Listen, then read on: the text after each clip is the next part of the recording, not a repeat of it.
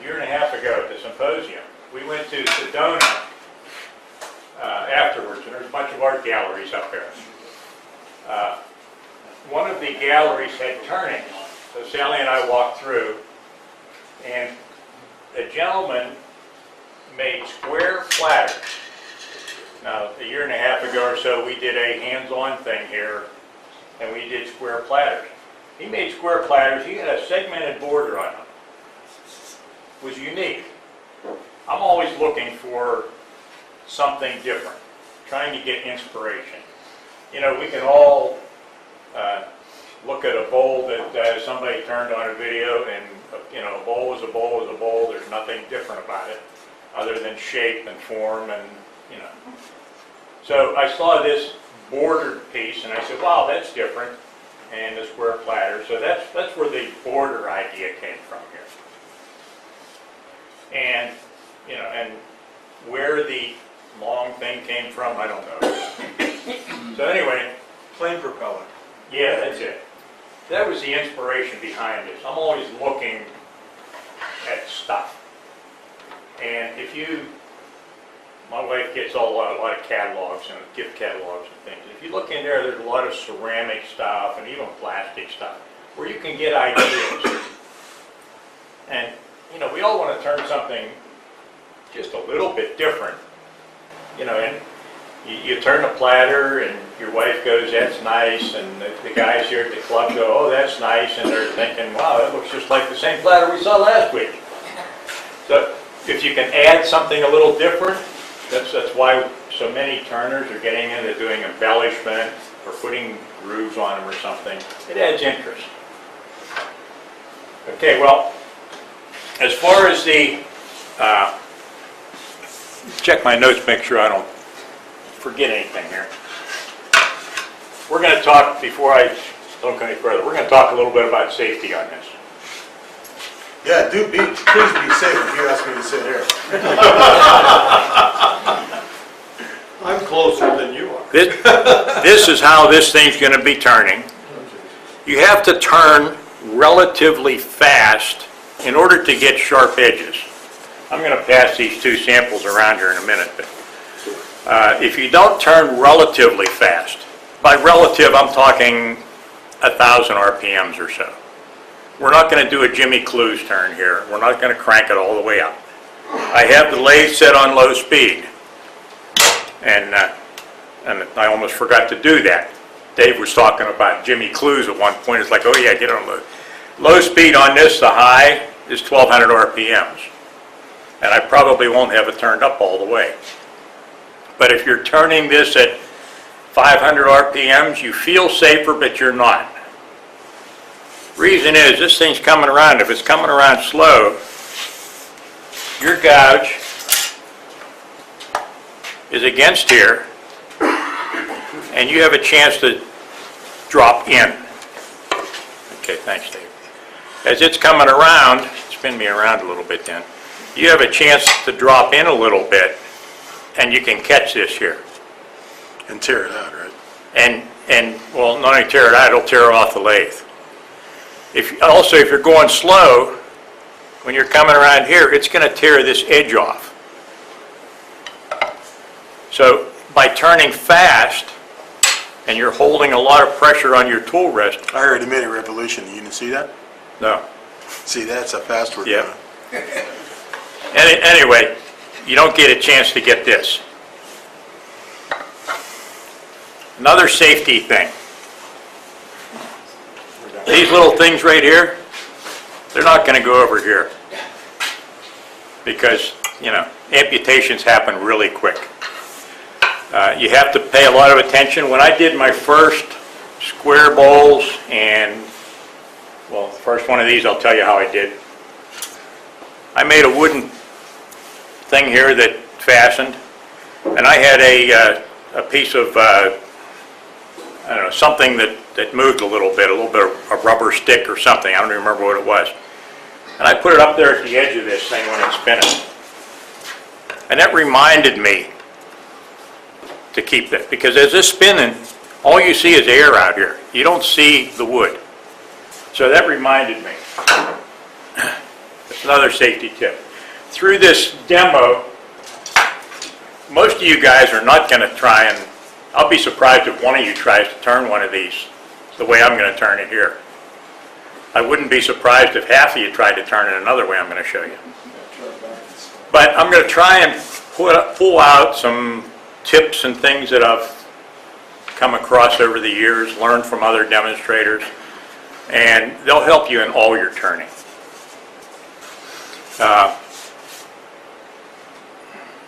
Where am I here? Okay, I talked about the fingers. I'm going to mention the fingers every time I go. Okay, first thing we're going to do, in order to do this, I guess I could turn this on. It would probably also be fairly important that that's an outside-in project. You have to take your final cut on the outside. You can't go back to it because it's going to warp, right? We'll get to that. Okay. Okay, in order to make this blank, this is a segmented piece, but not in the terms of that kind of segmenting. It's a glued up blank with 6 pieces of wood. That's your light color, your centerpiece. Has to be narrower than whatever your dark piece is. Because what we're going to do, we're going to take our board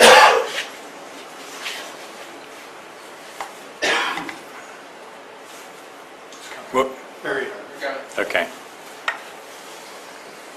Can you see marks on the edge of that? Yeah. You see those little marks here? We're going to put different marks on there on each one, on the ends. That's a carpenter's triangle, they call it, cabinet maker's triangle. You mark the wood so when you put it back together, you know how you cut it. So we put that triangle on there, run through, I picked a 1/4 inch on this, run it through a table saw, band saw, whatever you have. Table saw works good for me because I'm not as good on a band saw. Cut my first 1/4 inch piece off, cut my second 1/4 inch piece off, set it aside. Marks are still there. And then at that point, I'm going to figure out what width I want in the middle. I'm going to cut my centerpiece on both the light and the dark, so they match. And then I'm going to take my next 2 pieces. This sounds complicated, and I'll tell you why. This is the second one I did. The first one I did was worse than this. This one, you can see the line where the, I'm sorry, I'm as bad as the rest of the demonstrators. We turn the lights. There we on, go. you'll be able to see. Okay, you can see the line. I'll turn these off. There we go. You can see the line where the glue up is. By doing the cutting the way that I did it on that line all but disappears. So if you're not worried about that line, don't worry about the sequence of cutting. I think this looks a lot better like that. Okay, we can get the lights back on again. Once we did the cutting, we're going to line up those marks. We're going to glue these 2 ends together. If you see this just flipped over so that we end up with a book match on this side. Camera. Let's see if we get it from the end. I think you can get it there from the end. There we go. Okay, when you flip this, you get a book match. So even though the line doesn't disappear, the grain will complement one another, and it will disappear when you're done. You want to be careful to get these marks. The top will go on the top here. You line up, and that will pretty much make this joint disappear. The color match will be better than the grain match because you're losing the width of the saw cut. Okay, that's a quick thing on the put together on it. we'll pass these around together. You can see the difference in them You just sand that? on the edges. Pardon me? You just sand that joint? Or is it? After I run it through the table saw, I have a, thank you, I wanted to bring that, and I forgot. Sticky sandpaper. Put it on a flat board. Take these, just to take your saw marks off. Thanks, Bill. Okay, now that airplane propeller spinning around scared me, and it's going to scare a lot of you. Anybody able to turn that? I'll bet you everybody in this room can turn that. All I did was I added 2 pieces of scrap board, this is just a piece of pine, added that onto my regular blank. That's a regular blank glued up. When I'm all done, it's going to make that same platter. And turn the whole thing down to whatever shape you want. The first one I did that way. That was turned. You can see that. That was the turn, my first turned platter, because it scared me to do it this way. So I did this as my first one. Turned the platter, ran it through the saw, cut them off, hand sanded them. So I've done this demo on a mini lathe. So no matter what lathe you have, you can make one of these. It's gluing together and turning a platter. Dave, Yes, can you glue your side pieces to it with a little piece of paper between them so you knock it apart? you can do that. I didn't do it because it worried, I didn't do it on that one, I didn't do it on my first one. I was more worried about that weak glue joint Because it's getting very thin. spinning, because, yeah, we're getting thin. And I wouldn't do it. I'm sure other people would. I don't have that much faith in a piece of paper. So, I got a question for you. yes, Is there any advantage to doing it as a bladed turning as opposed to turning around forward and sawing the edges off? time. That's much faster, right? Yeah. And I can show off like this. I couldn't show off like that. This is probably much faster. Yeah, this will be faster. This is faster? Yeah, this will be faster because you don't have to glue up and wait for another day. You know, once you glue that up, you're not going to turn it an hour later. You're going to wait all overnight. Yeah.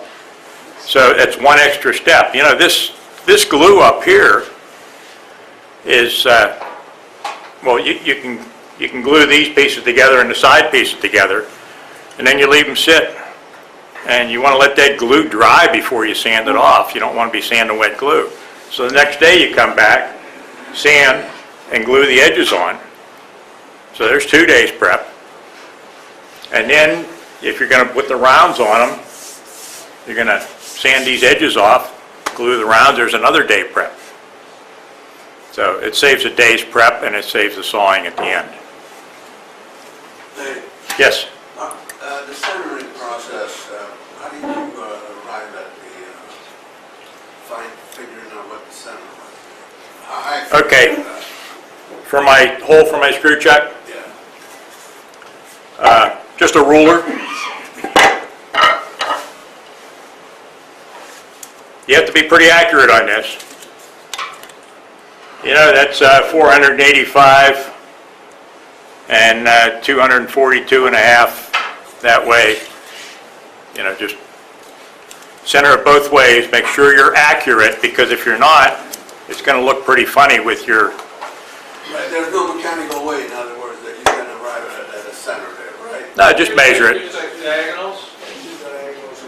Yeah. well, Yeah, you could do diagonals, but if you happen to be off just a little bit on your 1/4 inch piece here, you know. I just, even on square turning blanks, you know, I just find it's easier to measure. So everybody has their own thing. Dave might find it's easier to do Whatever diagonals. you're comfortable with. Yeah, as it's long as just- you end up with good results, right? So, mining. Once I established that, then I just put it on the drill press, got the right size hole for a screw chuck and drilled the hole the right depth, and I can mount on a screw chuck. If you're not comfortable on a screw chuck, if you don't have a drill press, because that's got to be accurate, you can't drill that by hand. You can set this between centers. You can put a center there and a center there, and I've done that in a demo. When you do that, it's sitting between centers, and you have to check it here, and check it there, and check it this way. Make sure that it's right. If it's not right, it's not going to look good when you're done. So.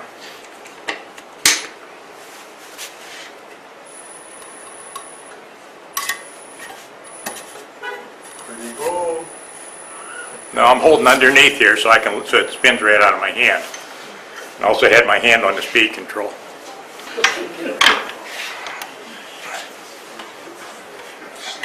I prefer the screw chuck mounting. Oh, I wanted to. I think we should move the plastic done this way.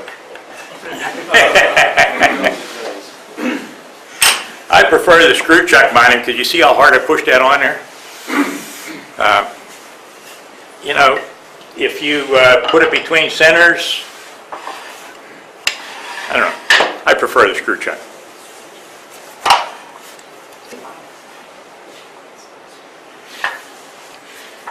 Now, before I jump onto the lathe, I did it before I started here. Little tip. I'm going to try in this demo. A lot of you guys aren't going to want to do this. I'm hoping to give you a couple little tips. Here's one of them, piece of paraffin. I just went real lightly over the ways of the bed. Everything slides so much easier. I did a quick wipe on here. My tool will slide on the tool rest easier. So, the Duke is one of those woods that affects some people. I'm not going to say I'm allergic to it, but it plugs up my head. I turn with an air shield. I turn most of my stuff in the shop with an air shield. That's a big face plate with an air filter in the back, and it blows fresh air over your face. Obviously, you can't use one here. Is the mic coming through? I'm not. Okay. No, it's not. I don't think you're on. I'm on. He's on. Let's raise it up a little bit. Now? Yeah. Yeah, I can hear it. So no one heard the whole first part of your demo? That's good, because I didn't mean it anyway. Somehow I don't think that's the case. Okay, well, we're not going to use the air shield here because with the noise of the thing, you wouldn't be able to hear me on the mic. I have a question. Yes, John. This piece, Yes. obviously it's round. You said you cut it off with a table saw. Yeah. A little hint on that. Just a question. How? Just ran. Normally you've got your miter gauge and it's a little off. Freehand is what you're I just ran it freehand. Okay. Little disclaimer here. I've been a cabinet maker all my life. A table saw is like tying my shoes. So, you know, if you're not comfortable, if I was going to run that against a fence, I would put a board down. It gives me the right distance that would ride the fence. Take a couple dots of hot melt glue so it goes straight. You know, there's all kinds of jigs you can do to make it safe. As far as the rocking part, if you look at the platters that are coming around, it won't rock. It'll ride on those 2 points, or the 4 points. So it won't rock. So it's not like you have to worry about it kicking. Incidentally, I said about the table saw, it's like tying my shoes. The bandsaw for me is the scariest tool in my shop because I don't use it a lot. And I am so cautious on a bandsaw because I'm worried about cutting my fingers off, and I don't even think about the table saw. So it's all in what you're used to. It's your comfort level.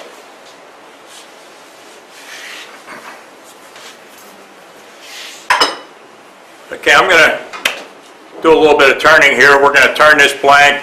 I'm going to show you how we get a little bit of a shape, and then we're going to go to a partially turned one to do the top, just to kill some time in the demo. I'm using a 1/2-inch bowl gouge. This one's made by Doug Thompson. There's a lot of brands out there. I put a 40-degree grind on it. I never knew about this till we had Ashley Harwood here. She taught us how to use it. I found out I can save time touching it up in the middle of my turning because I touch it up freehand. Maybe not save a lot of time. Again, do what you're comfortable with. But you do want to do a repeatable grind. Is the Wolverine here? No. A lot of you have the Wolverine jig. This guy just grind on the Wolverine jig. The idea is do it the same all the time. You're not grinding this thing down to nothing, and you're getting a good, consistent, sharp edge. I have different angles on mine because I do different things with them. If you're a novice turner, I suggest you get a Wolverine jig. You pick the settings that they recommend, and you turn with that, and don't change anything. Because if I'm turning with this 40-degree grind, I'm back here to make a cut. When I turn with this, I think it's 55, whatever it is. I don't know if you saw how much I moved, but I moved a little bit. If you've got one that's a little bit steeper, it's where you are standing, comfortable. When you're getting into bowls, you may want a different angle because something's in your way. But stick with one until you have mastered the one angle before you try anything else. Always use a jig and repeat your sharpening. Okay, let's make a few shavings. Anybody? I might be able to talk while I'm turning, but if you got questions, yell them out.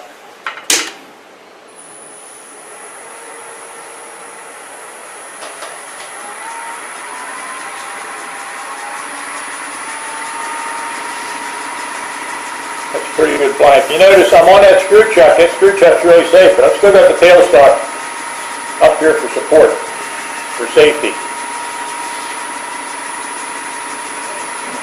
I like these little lights from IKEA.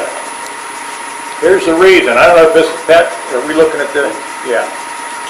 I don't know if this will show up. Can we get the lights off, maybe? Yeah.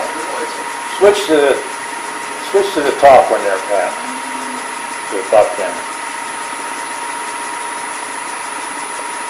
I think we need to zoom out a little bit. Let's zoom this out a little bit so we can see better. That's as far as... Bend it back so we get the end there, because that's what we're going to want to look at. Okay. You're going the wrong way. Oh.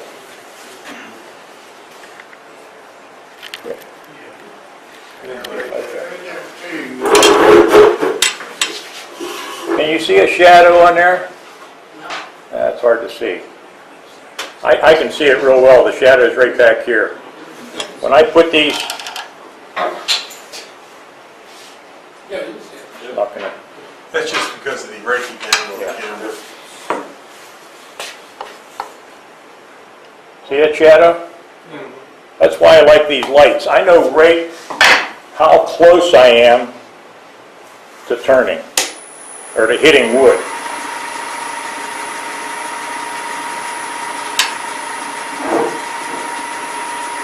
Okay, now you can, I'm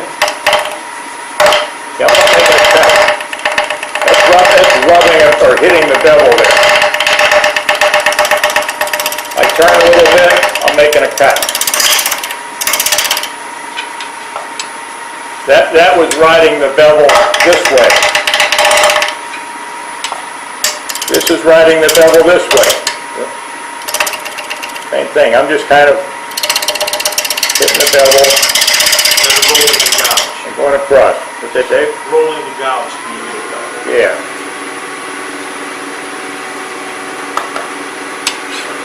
I'm going to do this because it's in the way. I'm going to do it this way.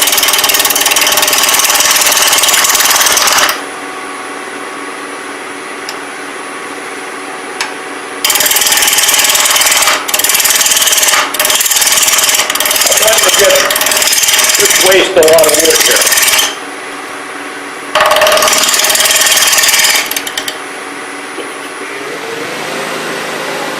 I'm only at 800 RPM. It sounds like it's ready to take off, but now if you notice what I'm doing. I'm starting to cut. I did a couple, so I had some grooves here to hit in. I'm getting my gouge right there, and I'm just rolling my body in.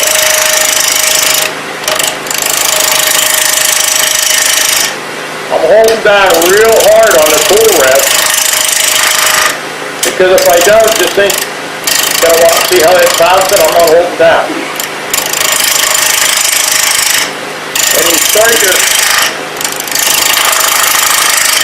When you want to start your cuts out here, if you want to start a new cut, let me get this a little better. Even on a regular bowl without this air we're turning, if you stand your gouge up straight, you can make that little indentation, and then you can roll and start cutting. I slacked off the pressure a little bit. You can see it bounce.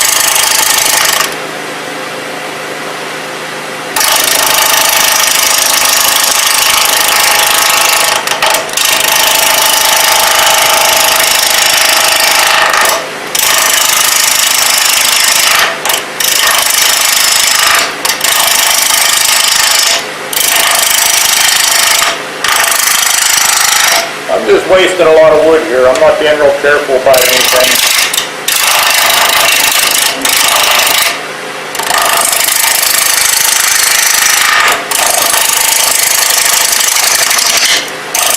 This is the boring part. You don't have to be fussy with your cuts. What I want to do is I want to get down. I have a marker here somewhere. I want to get down to, a quarter inch or so here. Are we on that? Yeah. And I'm going to do my platter shape more or less like that. So I've got to waste all that wood in order to get there. I'm not going to bore you with wasting all that wood, so I'm going to show you how we make a, here's another tip, has nothing to do with this. If you lay a pencil on your live center, that gives you a reference point. For me, that is the small jaws on my one-way chuck. You can check that against the jaws on whatever chuck you have. If you have a Nova, you might need a little bit smaller. I don't know the different, but you do it. Check your jaws, and you never have to measure from that point on. Once you know what you Take a want. question? Question, yes. The rough cut that you just drew on that, where you're going to attempt to go, that back line, could you just as well do that before you mount the piece and advance all that off? Yes, as long as you left plenty of, Yeah, leave some meat, sure. yeah. Like I said before, a bandsaw for me is the scariest thing in my shop. I use it to rough out blanks, and I'm afraid to do anything else with it. Okay, we're gonna make a mortise in here for our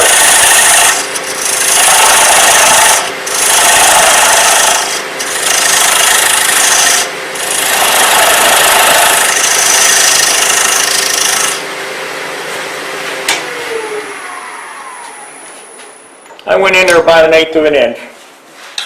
I've got my mark from my tailstock on there. That's going to be real important when we turn back around to clean up the bottom. I always put that mark on there, even if I don't think I'm going to need it. It's easy to take out. You're going to carve it out at the end anyway. If you need to turn a piece for some reason, it's there. Whoops. When we get done with this bottom, we're going to turn around and do the top. And when we do that top, there's nothing to register to. That can just swim everywhere. This will keep you straight. A bedan. The French use this like a skew chisel. There's some French turners that can do almost everything on a spindle with this. The only thing I've figured I can do with it is make this angle. This is the angle of my jaws. I raised my tool rest, and I can come in there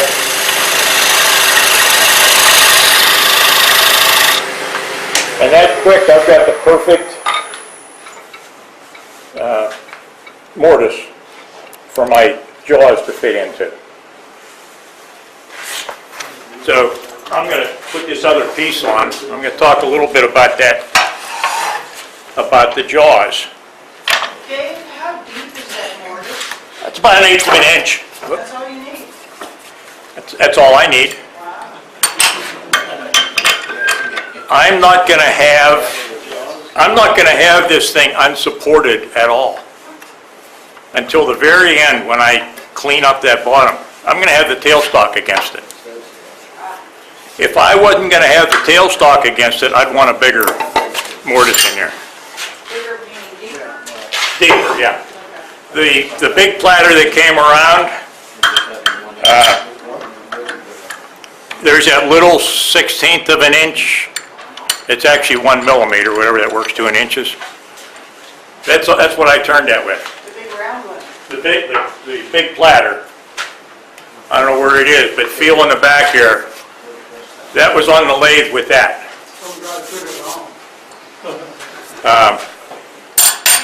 But again, you have to know your skill level. I felt really certain on that, and I'll go into the jaws here in a minute. Another reason that I felt certain on it, the tailstock's against it. It can't go anywhere. It can get no, it can't go anywhere. It's against here and it's against there. As long as you tighten everything down, it cannot go anywhere. Having said that, has anybody in this room ever trued their jaws? You don't even know what I'm talking about. What was the question again? Trued up your jaws. When these jaws are made, they're made in one piece at the factory and they're cut.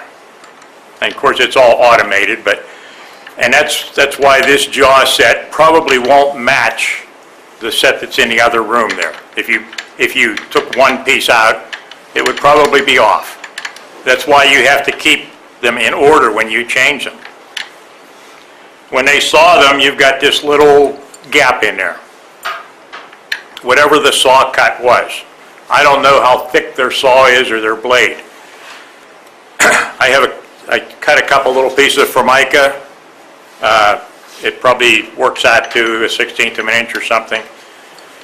Put the Formica in here. Put the Formica in there. Tighten the jaws up against it. So these are tight. They're not wobbling like they are here. When they're tight against that Formica on all four sides, then I took a, which I don't have with me, turned the lathe on, took a scraper downhill, and trued those up. After this is over, I want you to come up and look at these jaws. You'll see black spots and shiny spots. That also sharpens this edge. When they come from the factory, they're rounded a little bit. So that gives me an extra half a millimeter or so grab, which is the reason I can grab that little 1 millimeter spot there. Again, if you don't want to grab a 1 millimeter spot, make it a 5 millimeter spot. Do you use a carbide tool to do that, or? I just use a regular scraper. I used a Harbor Freight scraper and just resharpened it when I was done. And then when it took the bulk of it off, I did hit it with a file. And I did it slow. It was on slow speed. You know, I'm not a homicidal maniac here. Let's see how you position that. Hmm? Let's see how we are with the overhead camera. Need to move it like that. You want to move it? Or is that about right? No, that's good. Okay. Because I'll start out here and go in. Okay, we've turned the bottom. I didn't go into detail. I didn't go into a lot of, I just roughed out to show you how to start. I turned the whole bottom. I sanded this one. You don't necessarily have to sand it beforehand. I sanded this one. When you're sanding a dark wood and a light wood, particularly this Paduke, this red is going to go everywhere. I use either seal coat or deft sanding sealer, thin 50/50, to seal that grain. Now, admittedly, you want to be pretty smooth with it to start with, and we'll show you how to do that on this side. I put a light coat, it's thin 50/50, so, you're not going to have to take a lot of shellac off. Seal coat is nothing more than de-waxed shellac. If you can't find seal coat, you can leave shellac sit until the wax settles to the bottom and siphon it off. I put the sanding sealer on it, and then I sanded the red and then blew it off, sanded the white, blew it off, back and forth, applied more sanding sealer. If you don't sanding seal, you'll get white in the red grain and red in the white grain and end up with not as pretty a piece. Sand that with the lathe, on the lathe moving or by hand? I sand it by hand. I'll show you. I sand it by hand on the lathe, and as soon as I get a little bit here, I'll show you how we do that. I'm not going to do any sanding because this is dirty enough. Just turning it like this, but always check it first to make sure. Turn the speed down.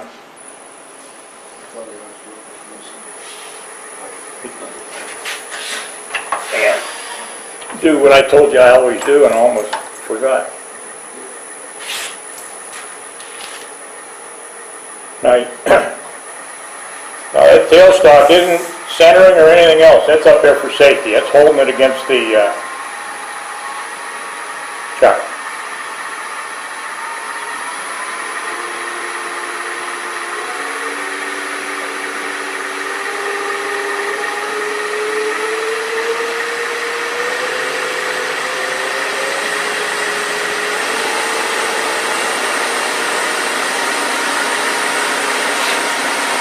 I'm up to 950 here on the RPM. I don't normally pay a lot of attention to that. I do what feels good. I'm telling you that just for a reference. Okay, I'm going to take like the first inch off of here. We're going to do this in stages. I'm touching my tongue over there. I go in, I'll pick up a little bit of a top. I'm riding the bevel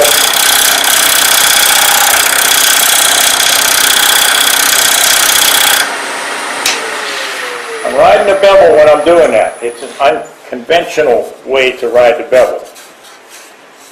Normally you would be working it this way. My tailstock's in the way. I turned around here. I've got to get clear down to this point. There's a lot of starting and stopping with this. Riding the bevel, rolling a little bit.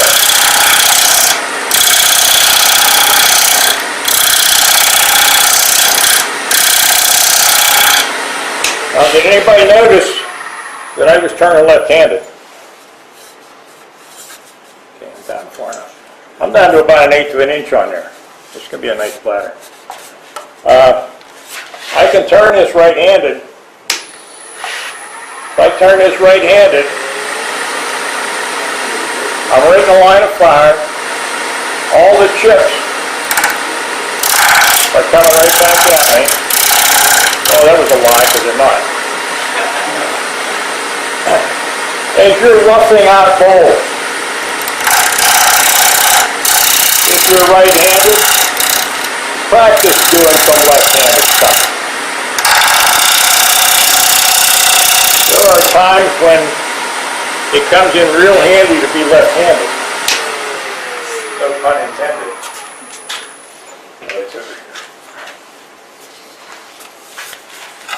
Okay, I just did about 1 inch here. I'm down to 1/8 of an inch. I'm a little bit bigger up here. You have to do a little bit, and then you feather your lines in with a shear scraper. Or not a shear scraper, a shear cut with a gouge.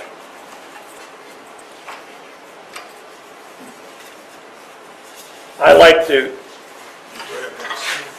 to raise the tool rest up to do this. It gives me a better angle. And that's all it is, it's just an angle. You see I'm at a steeper angle here. If the tool rest was down, it's just a little bit more square.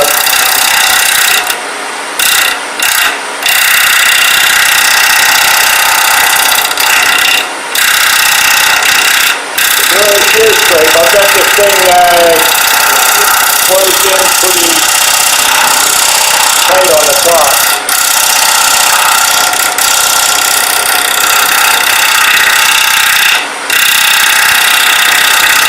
Now, the reason I'm working on this first inch out here, when I get into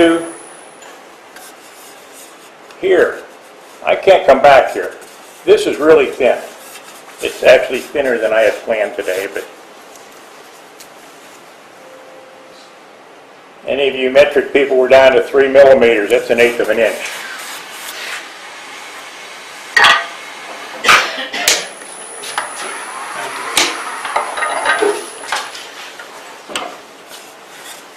I have a stop on my tool rest.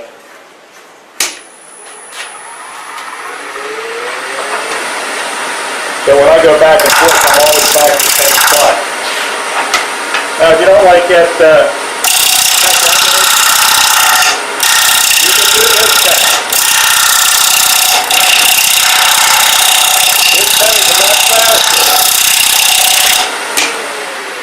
This cut is also going to give you this. You notice I didn't have any tear out when I used my got a pull cut, Dave? When I did the pull cut here, I didn't have any tear out. I did the push cut on that. I've got some tear out. You're cutting into grain that's higher than the grain, it's not supported. Right. But if you're more comfortable with that, and you just take it real easy,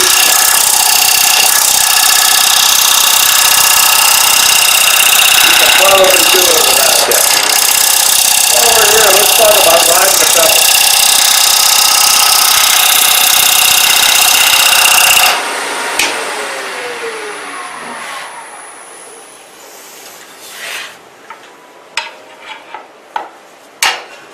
Here we can see it better. When you're making your cut, you're riding your bevel here, and it's not doing any cutting. And you roll in a little bit to the point where you're starting to get a cut. Now, when I was earlier on in my turning, I heard about this riding the bevel, and I was doing that. I was getting a lot of that knocking sound even on a regular bowler. You hear a difference.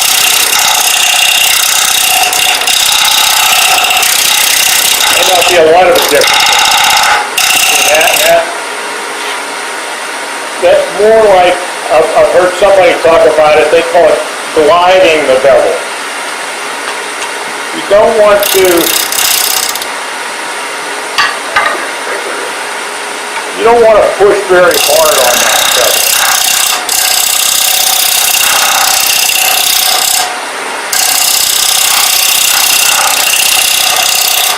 You can see that I didn't move my tool rest on that, I'm just, it's pretty good. Now, I've got some marks in here, I'm not worried about that. We're going to sand that out in a minute. I'm going to try and get another couple inches here.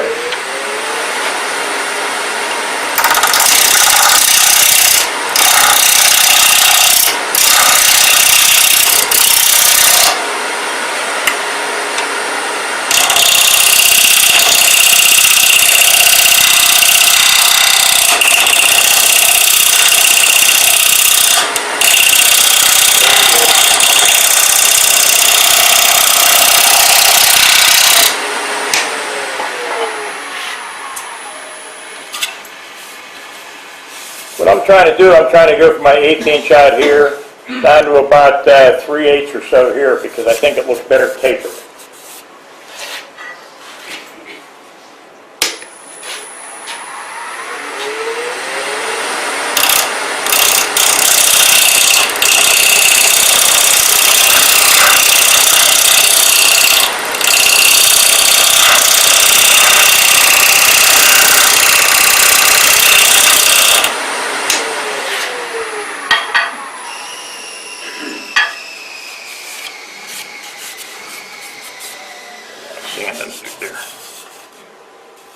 Okay, I'm bigger than I want to be here.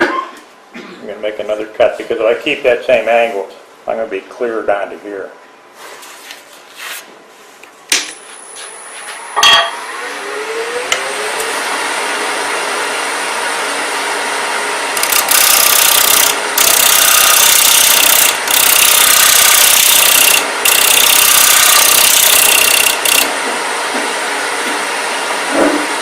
The reason I keep switching back and forth is just a grind on my tool.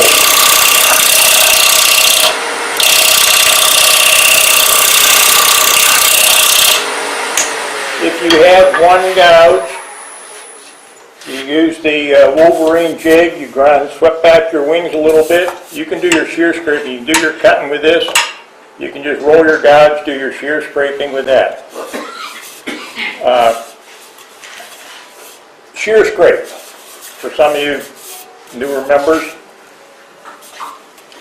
A scraper comes in at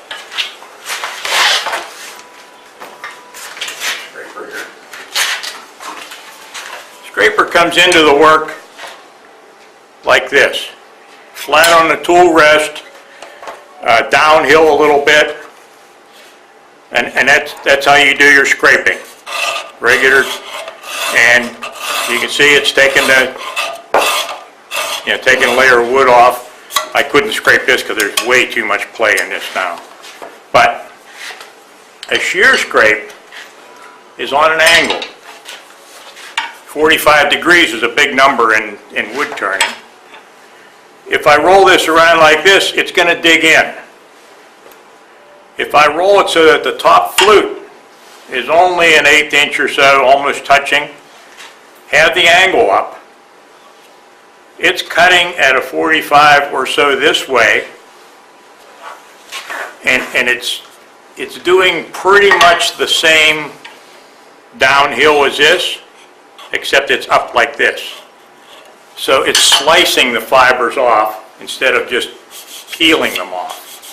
Gives you a much better cut. A scraper would work perpendicular to the grain, if the shear scrape is taken at an angle. At an angle, right. So Dave, you said you're using the top flute?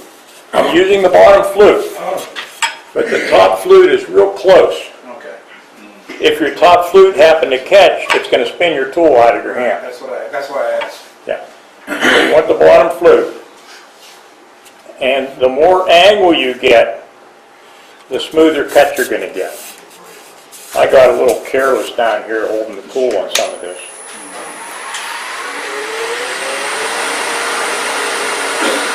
I think it's too late to clean it up at this time.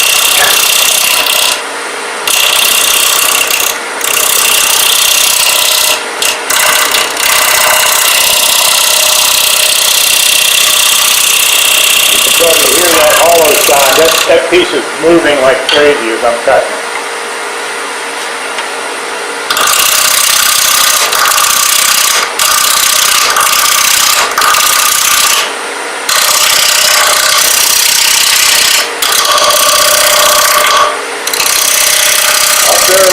You notice I did a whole bunch of cuts this wasted wood. I don't care what the finish is, I don't care about anything, I don't care if it tears out a little bit. But when I get down here, I'm taking a real fine cut. That bevel is just barely hitting. I was riding the bevel, but it wasn't pushing the wood. Because it doesn't take much to push this wood. Like I said, I like my scraper up a little more.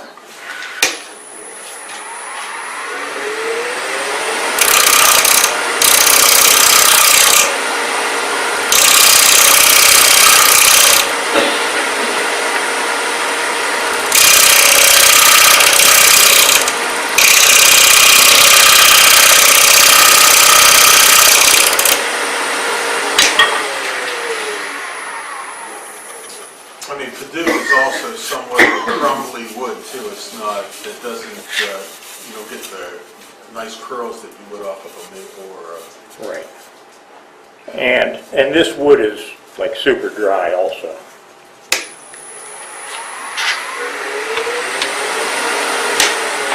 I got the tool up.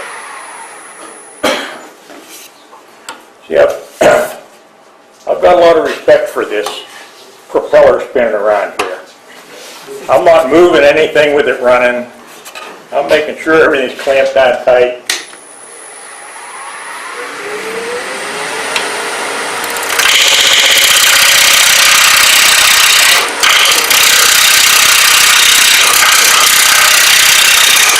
Again, looking at everything.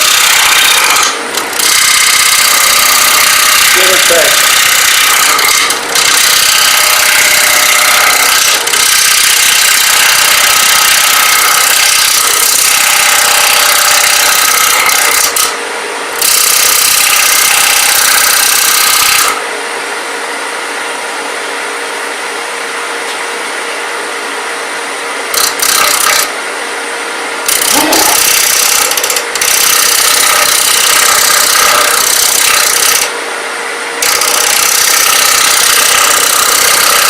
Use your body on this. I've got this locked in pretty hard to my hip. If it starts moving around like this, I got careless up here. You'll see it when I'm done. It's going to be hard to sand that out. I'm being a little careful here. If your tool's moving around, it takes more of that off. You're going to get what I had up here. My tool moved a little bit up here, and it'll be nice cut here and deep there.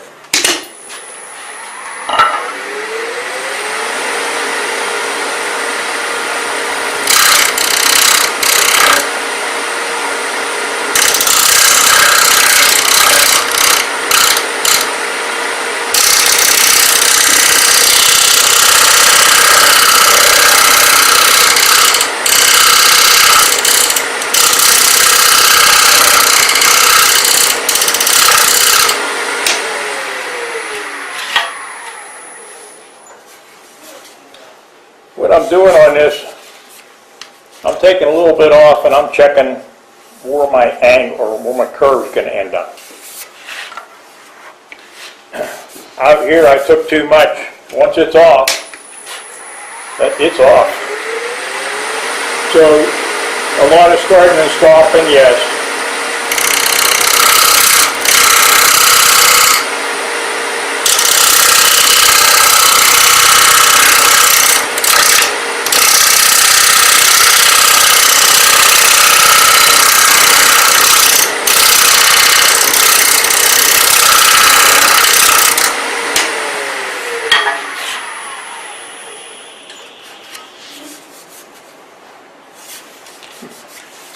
Okay, let's take that in the next one.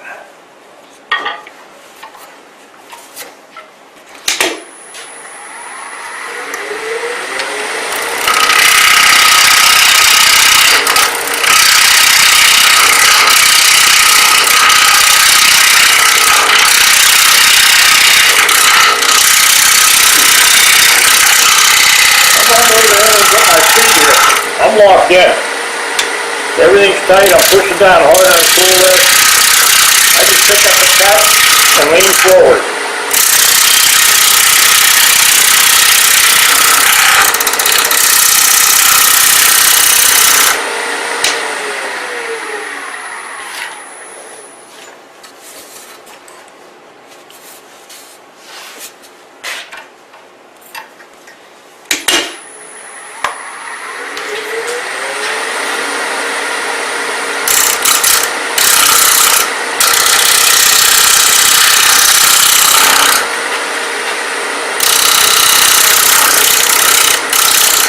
I didn't have enough pressure down, I promise it's going to be a bad pressure.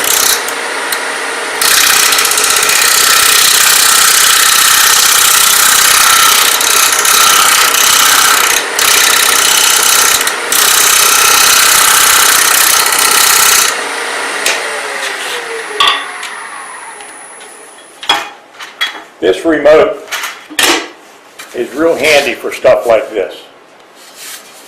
This and hollowing. If you're hollowing and you're working out here at the end of the lathe, it's kind of a pain in the neck to reach all the way back here. I like it because I don't like reaching past my spinning piece to shut it off. Especially if something's going wrong. Right, especially if something's going wrong. And the other thing is, Dave's over here. If something happens, he can jump over here and hit that, or I can jump over there. yeah, or yeah. That's my bike. I'd say it. But, you know, if I happen to keel over for some reason from smelling this dusty wood, Dave can at least shut the thing off. You're not old enough.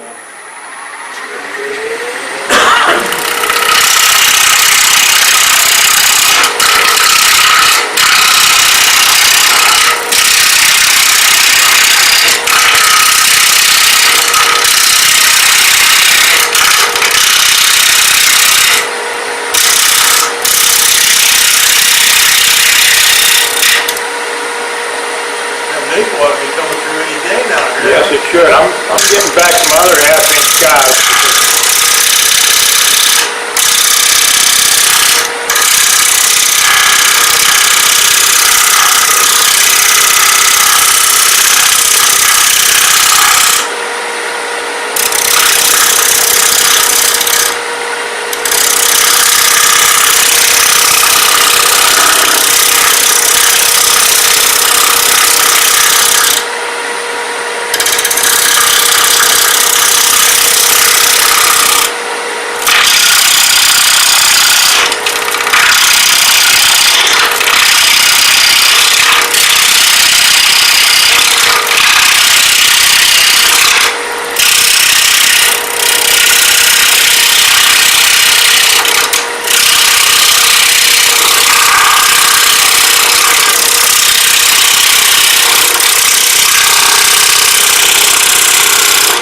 Doesn't come through soon, we're in trouble. It looks like you got bigger than 3/4 inch piece, huh?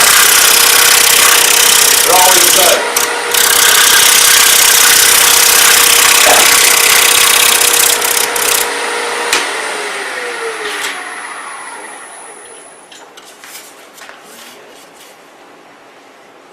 That's about the end of the curve I want, so let's keep going.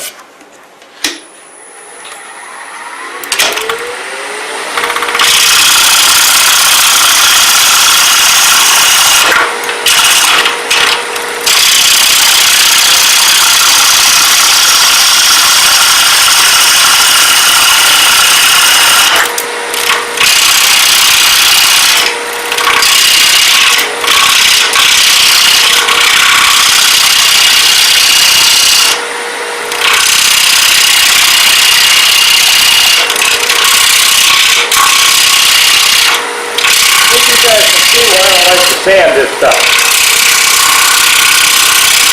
It's almost like sanding dust coming off and returning.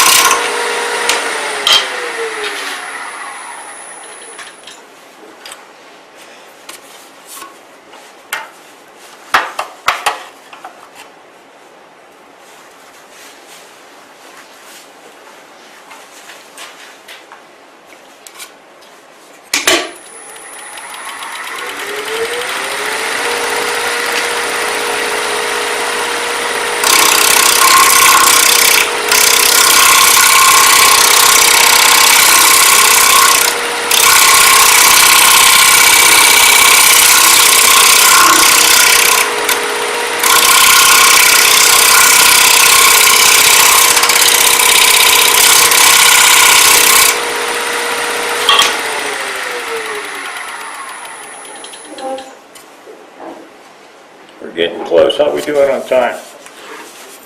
Oh, you got tons of time. Yeah, 11:20. 20 after 11. Good. I mean, you're up till 3 o'clock, right? Not as good as my belly.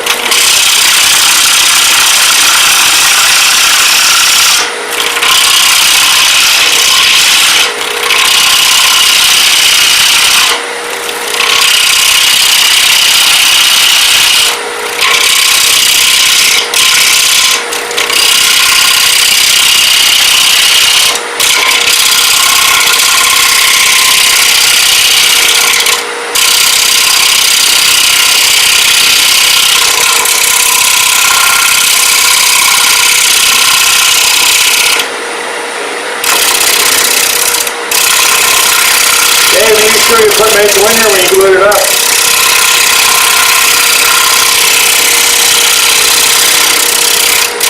I'm still waiting for that light. That's what I said. Are you sure you glued a piece of maple in there? He's in there.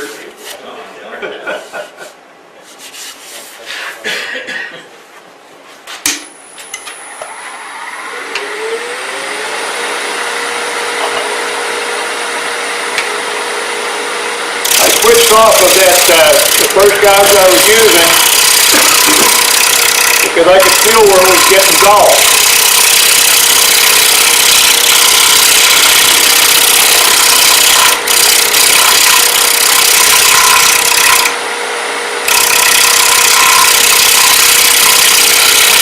Now see, I'm doing this shear scrape. I'm able to get back here almost 2 inches. The reason I can do that is because it's thicker there. If I tried to go back and take this line out that I have here, I'd snap that thing right off. But I kind of like that curve.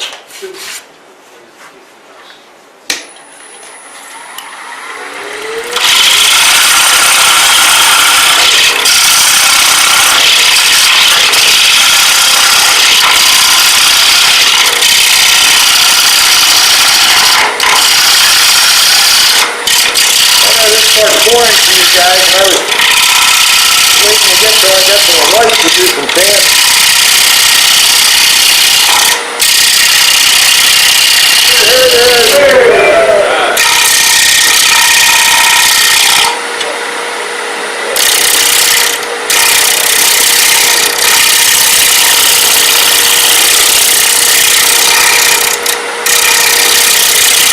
You have a much more dramatic curve on here than you have on your other pieces because you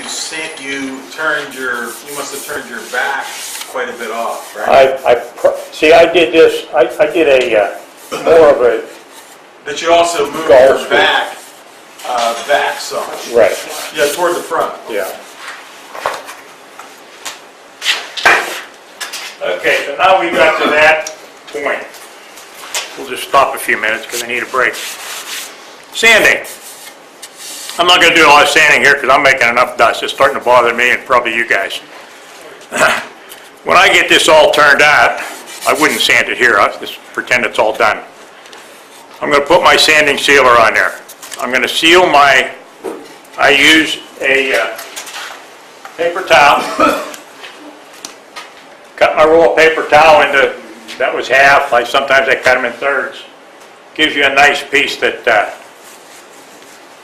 easy to use, you don't have to keep ripping it. This is the seal coat, the de-wax shellac. I'm going to put it out here. Now, the reason I do the both colors is because the white will get into the pores of this also.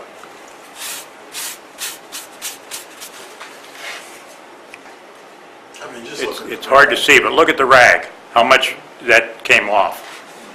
So, use a separate rag for the white. Try and maintain that line real close.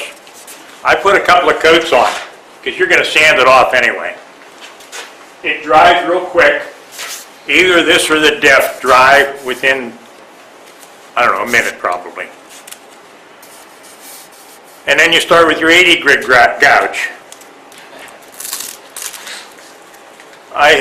You need some kind of backing. This is nice. I got this off of Vince Welsh. Penn State sells them. Craft Supply sells them. It's just a piece of foam with Velcro. The one Penn State sells just has Velcro on one side. You can put sticky back paper on the other. This is also a foam handle that works real nice. I turned a bunch of wooden handles, put a piece of foam, glued a piece of foam on it, glued a piece of Velcro on it. Does the same thing. So, you're sanding, you have to get those marks out. If you go with the grain, you're going the opposite direction of your turning. It's going to hit your high spots and leave your low spots until you get down there. It's also, any of you flat woodworkers, you always sand with the grain, because as soon as you go like that, you have to sand 4 times as much to get it off. So you want to sand down to that line. You want to sand the white separate. At some point, you have to blend that in. So you're going to want to seal it first on either side of that before you blend that in. Trust me, this red will ruin that white. The first platter I did, I had to return because that red got so deep in there, there was nothing I could do. before you final sand, I know when I deal with that stuff, you blow everything off and make sure. I have an air. Even dust on your hands will stain it. Right, and just keep cleaning it up. Okay, I'm gonna, you guys got questions, shout them out. I'm just gonna turn for a little bit here and try and finish this out so we can see what the finished product looks like. Let me set this aside. I said that was getting dull. You can still cut yourself on that. It just wasn't cutting as good. That's why I brought 2 gouges so we wouldn't have to take a break in the middle.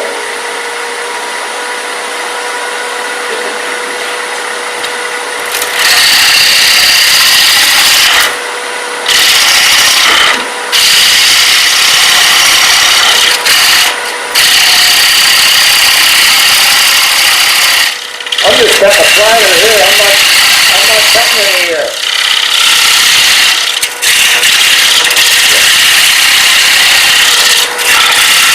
Yeah, now I'm cutting it. You hear it? See that? That's the air spot.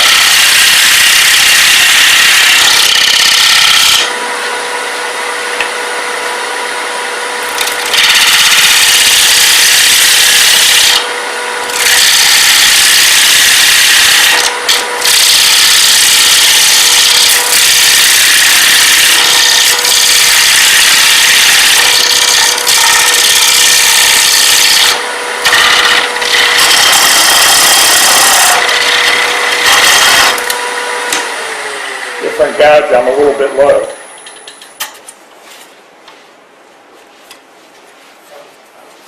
I want to be cutting on center, or close to it. So right there, I'm still a little bit below center, but I'm okay. If you're somewhere 1/8 of an inch either side of center, it's not a problem. You can adjust here. As soon as you start cutting too high or too low, the tool's doing something different than you're used to. The whole key in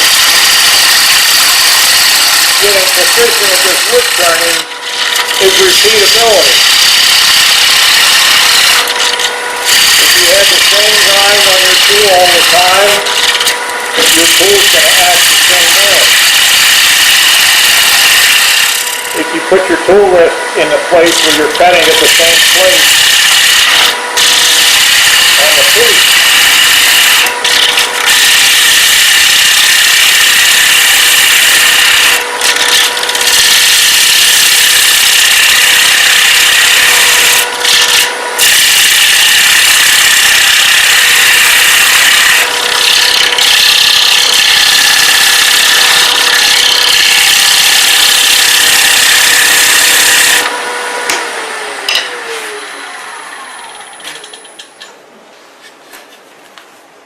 now, one thing I did not...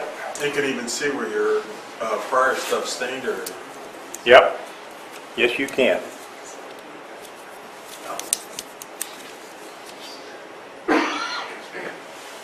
Okay, my recess is in there about where the bottom curve is here.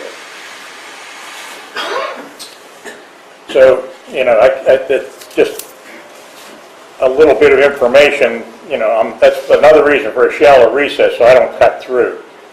It would be embarrassing if you're doing Want to it. move that in a little bit towards the center, so we get a little bit. It would be embarrassing doing a demo if I made a funny shaped funnel out of this thing. So if I had put a deep recess on that, I might done one of them.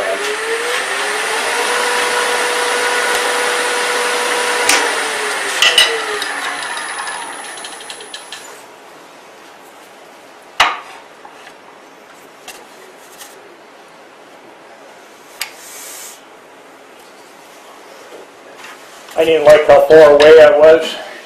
The further away from the tool rest your tool is, the less control you have. Just a leverage thing.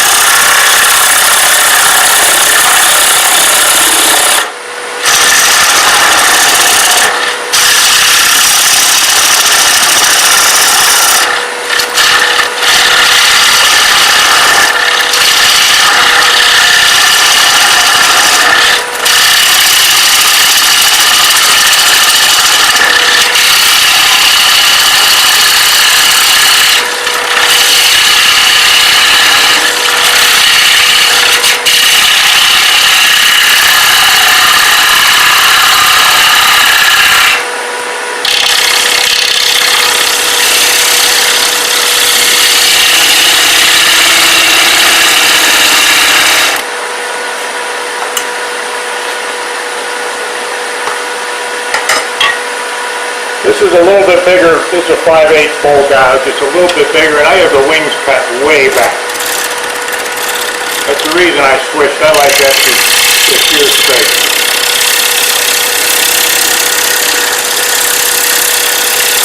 The other gouge would have worked fine. You don't have to buy another tool. Just we're doing this.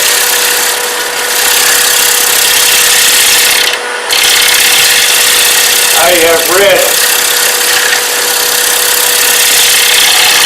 that the scraping will actually take the edge off of these bowl gouges quicker than the cutting action.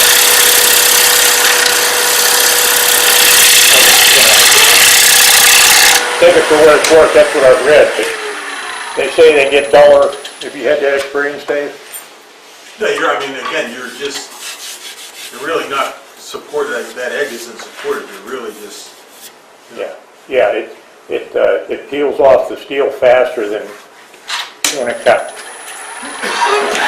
You're really looking at the barrier to try to do something.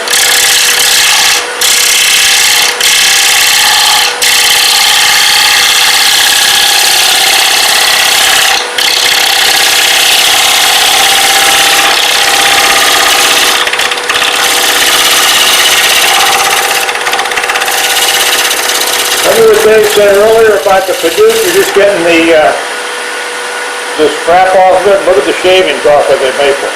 Makes a difference in the wood. Either that or I just learned to turn better, one of the two.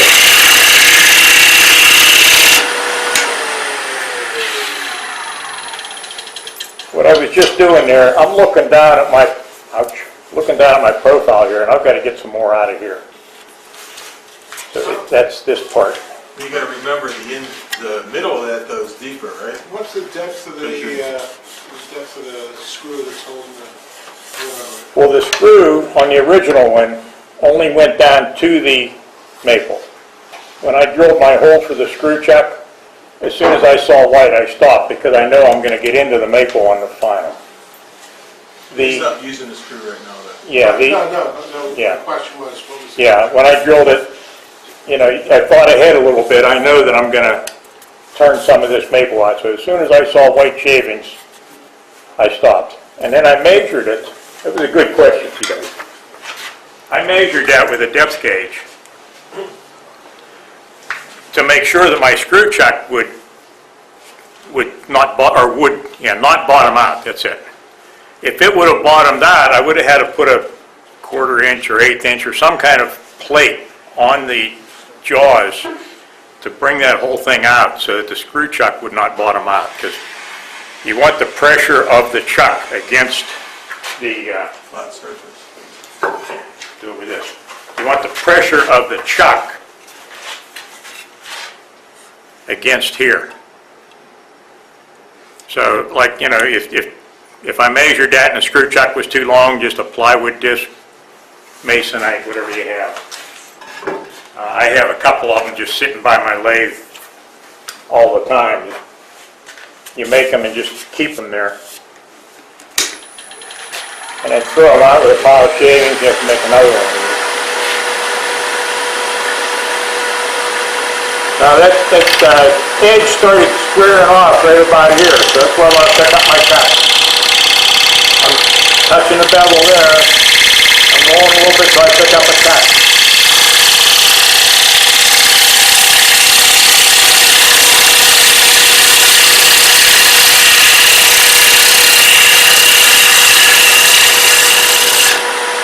And I'm trying to, in doing that, I'm trying to not go straight. I want to curve that a little bit.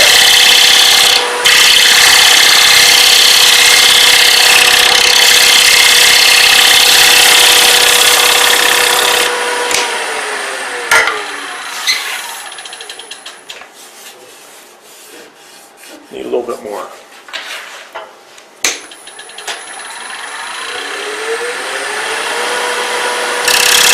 I know this part may be boring, if we were short on time I'd stop here. But I would like to turn this around and show you how to turn the bottom off.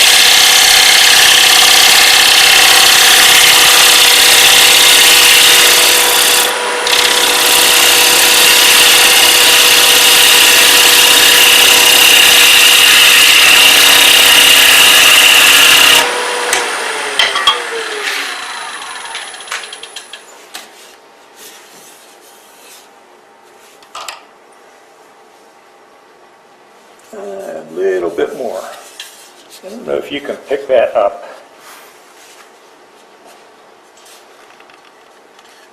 You trying to get the Yeah, flat out? yeah, you can pick that up on camera.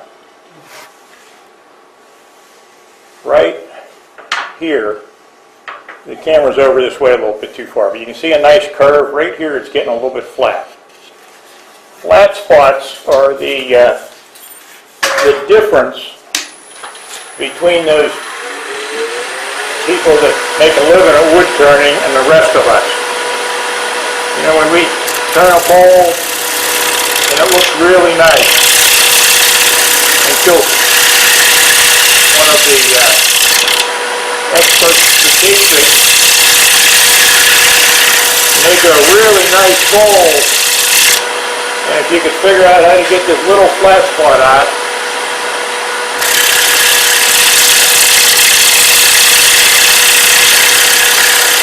sometimes I can't even see those flat spots until somebody else points them out to me. And then may become so obvious that you...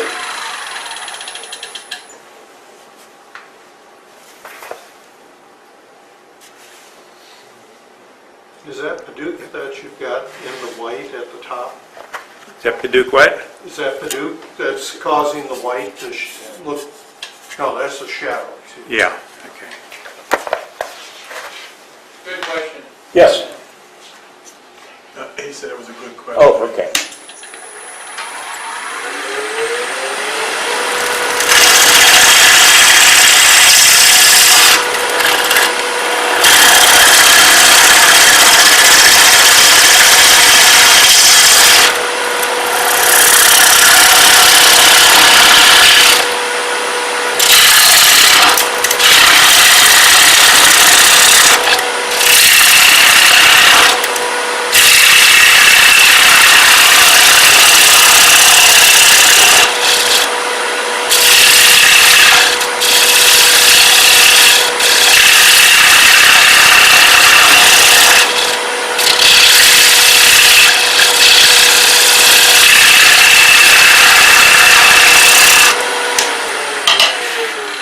On the rest of this, I was able to look down here and see my curve, and I could tell how I was doing. Once you get down here, you've got to rely on these things. You can't see it with your eye.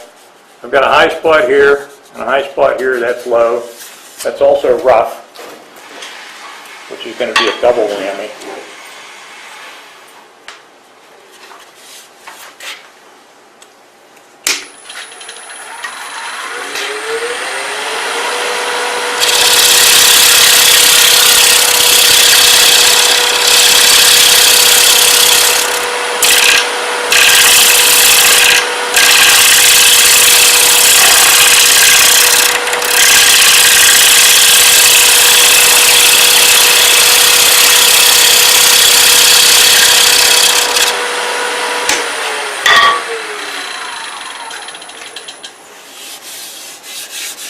That'll sand out.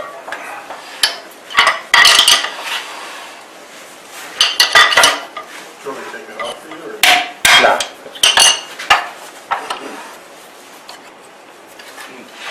Oops. You can take it. Crank it.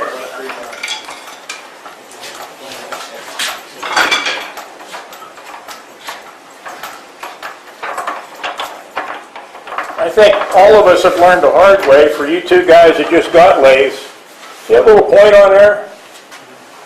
See that? Don't do that.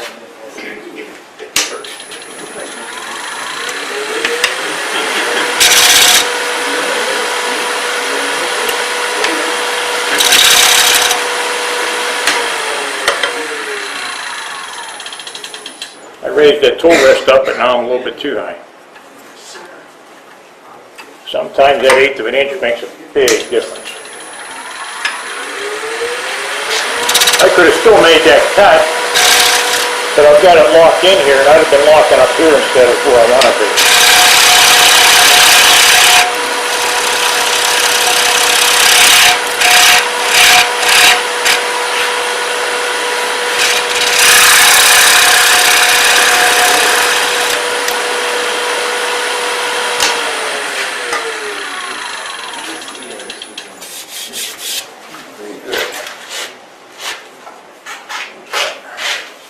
What are you looking for, your scraper? That's a scraper right there. Thanks, right here. Oh, right there.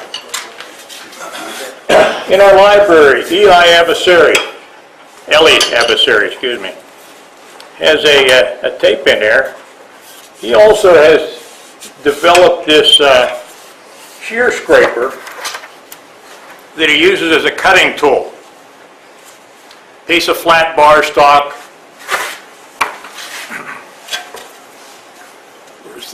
Here we are. Get it so you don't get a shine. There we are. It is ground down both ways like that. I used a belt sander on it. Has got a bevel on the edge. The way he uses it is he picks up the bevel, rolls it in a little bit till he's getting shavings, and it cleans that up really nice. I hope. it works at home. Again, we want to be cutting on center.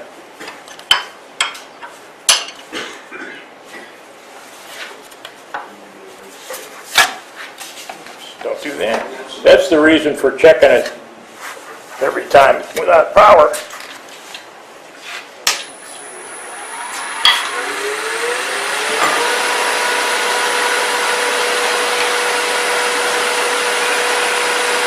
I'm on the bevel, rolling in, picking up a really light cut.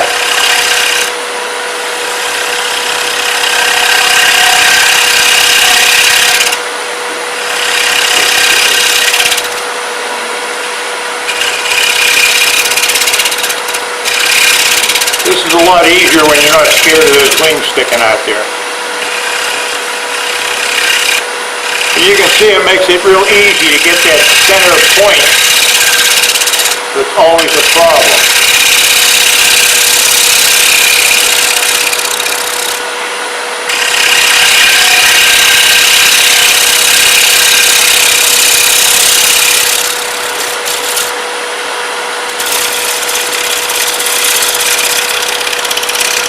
Part of in making this tool, part of it is you have to round the edges off so you can pick your angle. Roughly what angle are you, no, relative, what angle are you holding it against the tool rest? Roughly 45 degrees? Roughly 45, right. 45. And, you know, I let the bevel ride first and then rolled it until I picked up the cut. Correct. I saw him use this on his DVD, and it looked so cool that that's just a piece of Harbor Freight steel there. They say high speed, but it's probably not. I just wanted to try it, and I made one, and I couldn't get it to work right until he was here in Pittsburgh at the symposium, and I went over and talked to him and told him that I saw it on his DVD and made one, and it didn't seem to do much for me. And that's when he gave me the, well, you know, it's a cutting action, not a scraping action. You can use this as a scraper. Don't tell anybody I don't have a face shield on. You know, I'm downhill a little bit. I can use it on a 45 as a scraper. It doesn't do as clean a cut as it did with the bevel rubbing. So I'm not going to clean this up real well here because I'm going to turn around. But basically at this point, well, I would clean it up with that scraper a little bit, or that cutting, whatever he calls it. I'd clean it up a little better. It's good enough to sand now. Seal it again, seal it again. Sand this out, different piece of sandpaper, seal this out. I first thought I could just do the white and then go to this. I got white. The Paducah is a real open grain. My other sample pieces I have here are walnut. Same thing happened. I got white and a grain of walnut. So blow your sandpaper off or reuse it or get a new piece. And using this is just as stiff as that. I've got 4 different grits on here, so I don't have to keep peeling pieces off. I can just go 80, 120, 240, just keep going.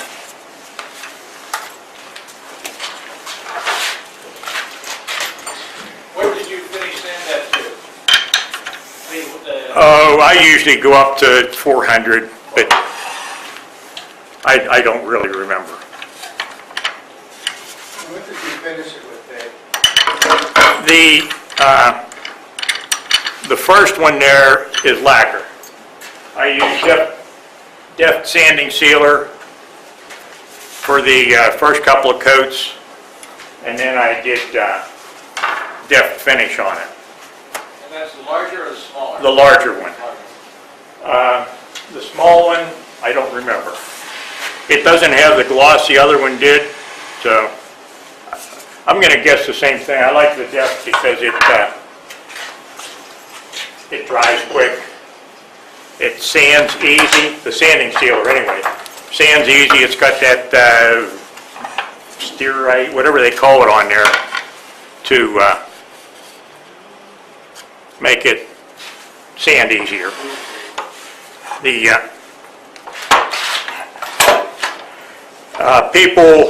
The first one I made, my brother-in-law claimed. He has a little boat down in Houston Bay, and he goes, oh, a sushi, I didn't call it a sushi platter at first because I don't eat sushi. Oh, a sushi platter for the boat, and so okay, well, I gave it to him. You humored him, huh? Yeah, I said he has a little boat. It's 3 full bedrooms, twin Caterpillar, 500 and some horsepower diesel engines, 4 air conditioners, the satellite for the TV, it's got 4 TVs on board, and the satellite dish rotates as he's motoring through the whatever. I'm not a sailor, so I don't know, but it's not a little boat. Okay, turning it around. If you have a vacuum chuck, that works fantastic. I only recently got a vacuum chuck, so I've turned everything like this. This works well. Any time you turn it around, you have to be careful. You want light cuts. You can pull it off. It's harder to pull off a vacuum chuck than off of this, but if you get a catch, you can pull it loose. The problem still with the vacuum chuck is that if that's thin enough, you don't get a strong vacuum. Right, but you do have the sanding sealer on it at that point. Yeah. But still, yeah. I'm not going to turn this I'm not going to turn this down. I'm just going to show you how we would do it because I want to do a better job on the other side. At this point, if you notice the difference between the two, I finish this one the way I like to finish all the bottom of my bowls. I roll the cut in so that I lose that edge that the chuck holds on. It's just a nicer, more professional finish, I think. Non-turners will look at that and say, how in the heck did you hold that on there? Turners with non-turners wouldn't care. Well, maybe that's true.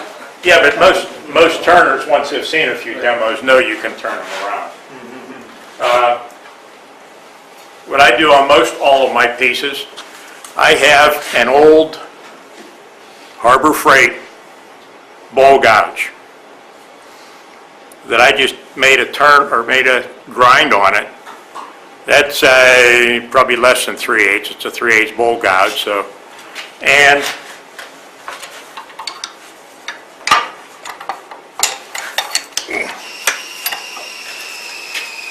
set your tool rest up there where you're about center. Turn that thing on, that's spinning around. I've got 2 perfectly spaced lines for my, I don't want to turn that on. Got 2 perfectly spaced lines for my signature. I take a little piece of Formica, touch it in there at fast speed, it burns it in, then I can wood burn my name in. If the piece is big enough that I can do that, that's just kind of become my signature mark. Everybody has something different, but it shows you that it was turned. Some pieces, I've had people look at this and say, oh, nice bandsaw work. No, it was turned. It's like, it's real obvious it was turned at that point. So, Dave, I have a question. yes. Okay, when you flip that piece around, I often have a trouble having it on center, like when I go in and clean up the bottom. When you clean up the bottom? I have the point, just like you do, and I jam chuck it. When I clean up that, it won't necessarily follow the same pattern. If I go out and touch anything on the back of the bowl or the platter, it's skipping and... Yeah. I have had that. If you're turning green, are you turning green wood? No? Okay. Doesn't really matter, I don't think. Yeah, but green wood will happen a little more because, it moves. If this was green wood being down to 1/8 of an inch, this would have moved like crazy before I got that part turned. Even dry wood doesn't reduce stress. Yeah, right. Dry wood, as you're turning the stress, you get stresses. I've had the same thing I saw a demo somewhere. It might have been here, I don't know. They had a piece like that that was a little bit out. What they did, see if we can make this a little bit out.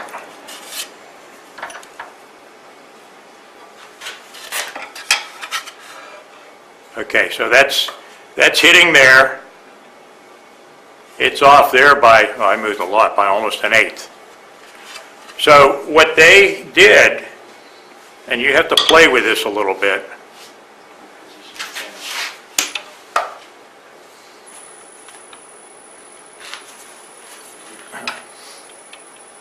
If I can do this. You see my guys moving? So they did that, and then they didn't hold down on the tool rest. They let the gouge go, just a little bit of pressure on the tool rest, and then they rolled in. So they tapered their out of round part to the point where they got down here, it was perfectly, their new cut was perfectly round. So practice that. You want to do it, not that slow maybe, but you want to do it slow so that your tool can move. If you try and go too fast, it's just going to skip. So, and of course, when you go slow, you're not going to have the quality of cut. You're going to have sanding. But it will taper in an out of round part into a round one. And when you're done, nobody will pick it up. So, I think we've caught everything on this, at least on my notes. Again, the big thing is here, where's my round piece go? I don't think it ever came back. Okay, well, it doesn't matter. You know, every one of you in this room can turn this platter if you want by gluing up the extra pieces on it, cutting it off with a, I was going to do it, but I can't do it anyway because it's a small chuck. I was going to chuck this up and let somebody try it. You know, if we had a small chuck on here, I'd throw that on there and let somebody try it afterwards. But at any rate, you're turning a round platter. It's not scary. You could turn the back end of it. You could turn the back end of it. Yeah, that's what I was gonna. It's not scary turning a round platter. And then, you know, when you're all done, whatever you want to do with it. Cut it off. Maybe you just want to leave it the way it is. Let me ask you a question about that. If you do this around, can you shape the edge so that when you sew the two pieces off, you can glue them back together for a sort of a V-shaped, unique hole? Why not? That's what I was thinking, yeah. Great idea.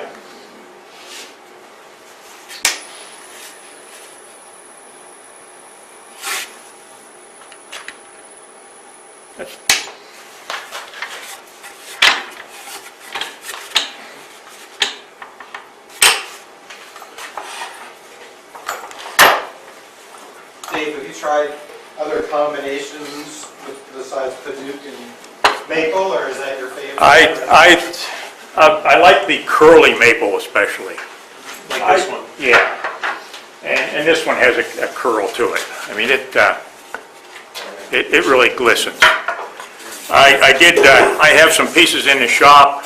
I had some ambrosia maple. For those of you that don't know what it is, it's just a maple tree that the ambrosia beetle got in, and they bored a hole, and it makes brown lines. You kind of had that in the other piece that you did today, on the back end of it. I noticed, where was that one you just finished?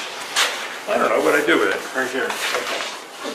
You see Yeah, that right there? yeah, there you go. Pass that around. There, you can see the hole for the ambrosia beetle.